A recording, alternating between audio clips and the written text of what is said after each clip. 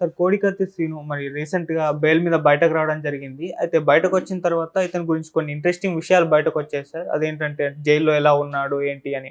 అలాగే డిగ్రీ కూడా కంప్లీట్ చేశారని చెప్పేసి వాళ్ళ ఫ్యామిలీ వాళ్ళు చెప్తున్నారు. మరి జైల్‌లో ఉంటే డిగ్రీ కంప్లీట్ చేయొచ్చా సార్? కోడికత్తి సీను చాలా సార్లు మనం చెప్పుకున్నాం. హ్మ్. నిజానికి అతను ఒక ఆహ్, బాధితుడిగానే చెప్పుకోవచ్చు, విక్టిమ్‌గానే. ఎందుకంటే అతను హత్యా ప్రయత్నం చేసింది వాస్తవమే కావచ్చు. బట్ అతను చెప్తున్న కారణం అయితే జగన్ కోసమే నేను హత్యా ప్రయత్నం చేయలేదు. ఓన్లీ ఊరికే కత్తితో దాడి చేస్తే మనకి ఆయనకి సింపతి వస్తది, గెలుస్తాడు అన్న ఉద్దేశంతోనే చేశాను తప్ప జగన్‌ని చంపాలని చేయలేదని అతను చెప్పినట్టుగా చెప్తున్నారు.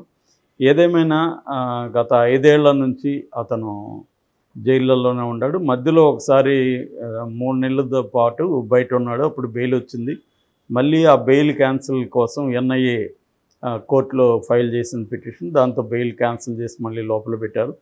ప్రధానంగా ఇక్కడ 2 విషయాలు కనబడతాయి.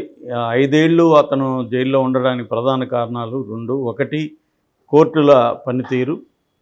2 జగన్ గాని ముందే నో అబ్జెక్షన్ సర్టిఫికేట్ ఇచ్చేసి ఉంటే ఎప్పుడో అతను బయటికి వెళ్ళిపోయాడు. లేదా అతను వచ్చి వాంగ్మూలం చెప్పున్నా కూడా అయిపోయేది.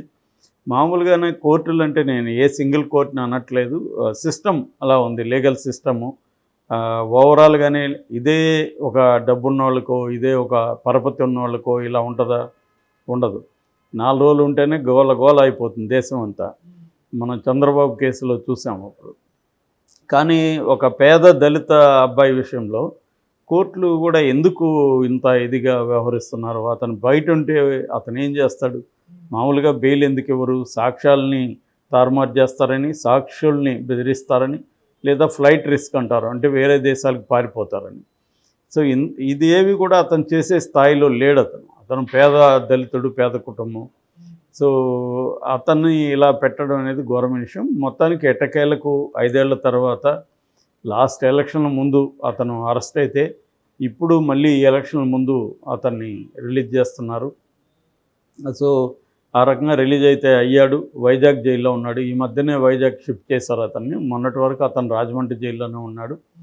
అయితే ఈ మధ్య ఎన్ఐఏ విజయవాడ నుంచి ఎన్ఐఏ వైజాగ్కి షిఫ్ట్ అయింది కేసు. దాంతో అక్కడ పెట్టారు. అతను బయట వచ్చినప్పుడు వాళ్ళ నాన్న తాతారావు ఆయన వచ్చాడు జైలు. ఇతను వస్తున్న కూడా అంబేద్కర్ ఫోటో పట్టుకొని వచ్చాడు. ఎందుకంటే తన రూమ్లో అంబేద్కర్ ఫోటో పెట్టుకోండేవాడు అతను.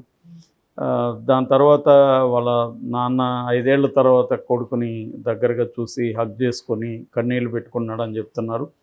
అట్లాగే లాయర్ల సలీం అండ్ పిచ్చుకొల్ల శ్రీనివాస్ వాళ్ళిద్దరిని కూడా ఆయన హగ్ చేసుకొని వాళ్ళకి కృతజ్ఞతలు తెలియజేశాడు.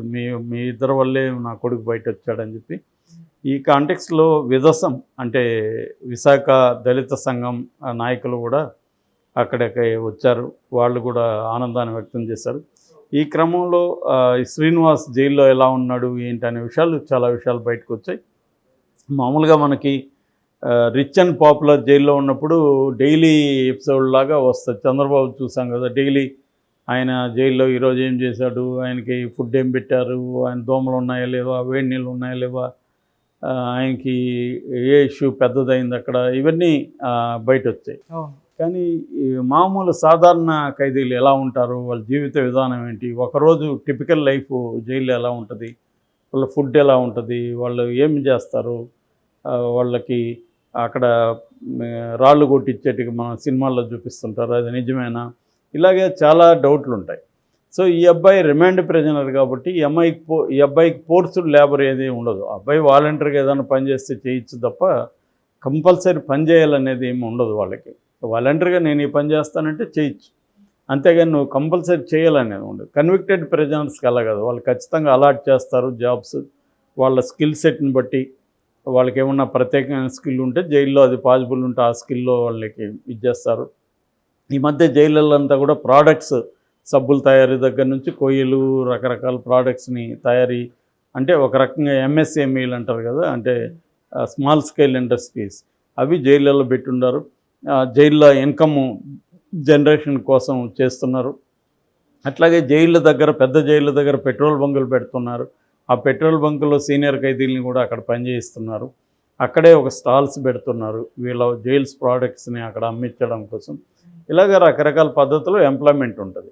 అయితే ఈ మధ్య ఏంటంటే జైళ్ళల్లో అక్షరాస్యత కార్యక్రమం, అంటే చదువుకోని వాళ్ళకి చదువు చెప్పించడం, అట్లాగే వాళ్ళకి ఉద్యోగాలు కూడా బయటకు వెళ్ళాక ఉద్యోగాలు ఇప్పించడం, లేదా లైవ్లీహుడ్ల కోసం బ్యాంక్ లోన్లోంచి 50 లక్షల వరకు వాళ్ళకి లోన్లు ఇప్పించడం కూడా చేస్తున్నాయి జైల్లో. ఓకే. అట్లాగే ఎడ్యుకేషన్కి సంబంధించి ఏంటంటే ప్రధానంగా ఈ తెలుగు రాష్ట్రాల్లో అంబేద్కర్ ఓపెన్ యూనివర్సిటీ ఉంది. అంబేద్కర్ ఓపెన్ యూనివర్సిటీ కానీ, ఇందిరాగాంధీ ఓపెన్ యూనివర్సిటీ కానీ వీటిలలో వీళ్ళని చదువుకునే విధంగా ప్రోత్సహిస్తున్నారు.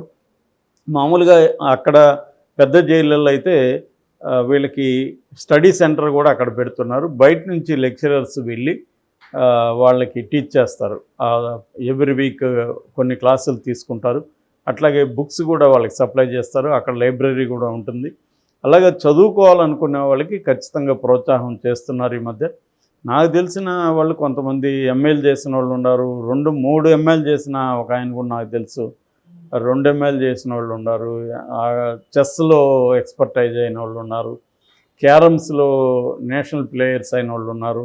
అలాగా అక్కడ లోకల్గా అక్కడ ఏమేమి ఫెసిలిటీస్ ఉన్నాయో అవన్నీ ప్రొవైడ్ చేస్తున్నారు. ఓకే. అంటే జనరల్గా చాలామంది అనుకుంటారు జైలు అనేది పనిష్మెంట్ కోసం ఏర్పడిందని. అది బ్రిటిష్ వాళ్ళ కాన్సెప్ట్. జైలు అనేవి రిఫార్మ్స్ కోసం ఏర్పడింది.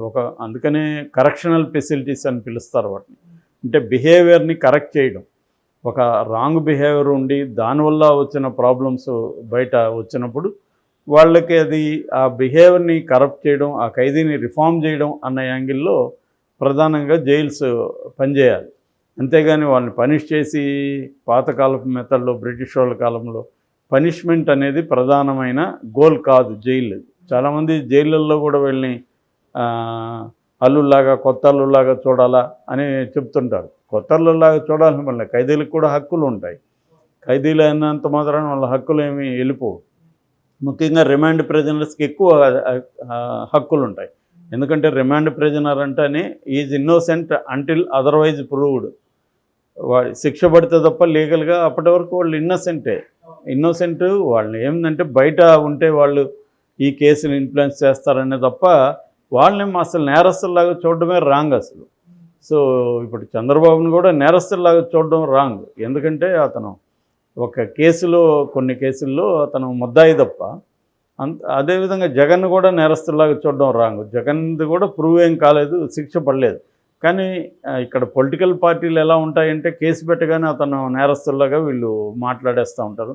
జగన్ గురించి తెలుగుదేశం వాళ్ళు అలాగే మాట్లాడారు, ఆర్థిక నేరస్తుడని మాట్లాడారు. ఇప్పుడు చంద్రబాబుని గురించి వాళ్ళు కూడా అలాగే మాట్లాడారు. ఇద్దరు నేరస్తులు కాదు అకార్డింగ్ టు లా.